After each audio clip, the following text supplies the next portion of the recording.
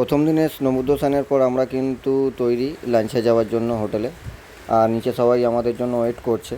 তো আমরা যথারীতি চলে যাব হোটেলে লাঞ্চের জন্য। যেহেতু প্রথম দিন আমরা রুম নিতে অনেকটাই দেরি করে ফেলেছিলাম, সেই জন্য আমরা প্রথম দিন রান্নার কোনো ব্যবস্থা করিনি, আমরা হোটেলেই যাচ্ছি লাঞ্চ করতে।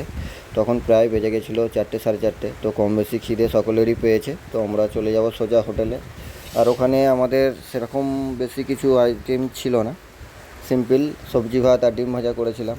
তো সকলেরই কম বেশি খিদে পেয়েছিল, তো সকলেই নিজের মতো করে লাঞ্চ সেরে নিয়েছে। আর একটা বিষয় হচ্ছে, লাঞ্চ কিন্তু দুপুরের হোটেলের লাঞ্চটা আমাদের কারোরই সেরকম পছন্দ হয়নি।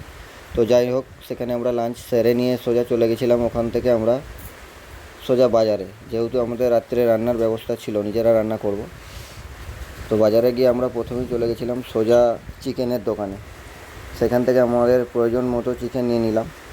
আর সেখানে বাজার থেকেই কিন্তু আমাদের হোটেলটা দেখা যাচ্ছিল, খুব কাছেই ছিল। তোমরাও দেখো, আমাদের কিন্তু হোটেলটা খুব কাছেই ছিল। আর সেখান থেকে আমরা সোজা চলে গেলাম সবজির দোকানে, আর আমাদের প্রয়োজন মতো যা যা সবজি লাগবে নিয়ে নিলাম। আর নিয়ে সেখান থেকে আমরা চলে এসেছিলাম হোটেলে। সেখানে একটু রেস্ট নিয়ে সন্ধে হতেই আমরা চলে গেছিলাম কিন্তু সেই দীঘা সুন্দরী সমুদ্রের বুকে। সেখানের খোলা হাওয়া মন কিন্তু ভরে যাচ্ছিল। আর সেইখানের ভিড়টা তোমরা একটু দেখো, নিউ দীঘার বিচের ধারে কেমন ভিড় হয়েছে। আর ওদিকে কিন্তু চাঁদ মামা মেঘের পাড় থেকে উঁকি দিচ্ছিল। আর সেখান থেকে আমরা চলে গেলাম নিউ দীঘার মার্কেটে, ওখানে ভালোই লোকজনের ভিড় ছিল। আর তারই সাথে চলে গেলাম একটা দোকানে, সেটাখানে দেখো বাচ্চাদের ভিড়।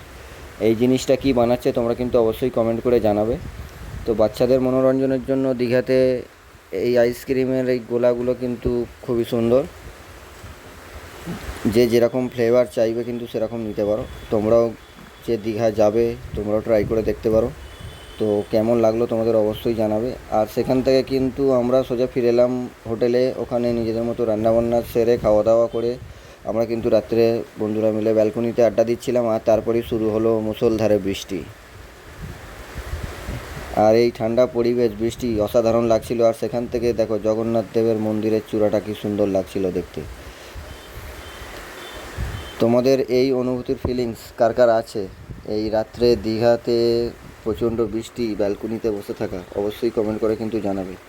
আর আমার ভিডিও যদি তোমাদের ভালো লাগে অবশ্যই একটা লাইক করবে, কমেন্ট করবে, আর শেয়ার করে অন্যকে দেখার সুযোগ করে দেবে। তো আজকের মতো প্রথম দিনের দীঘা রাত্রি এইভাবেই এখানেই শেষ হলো।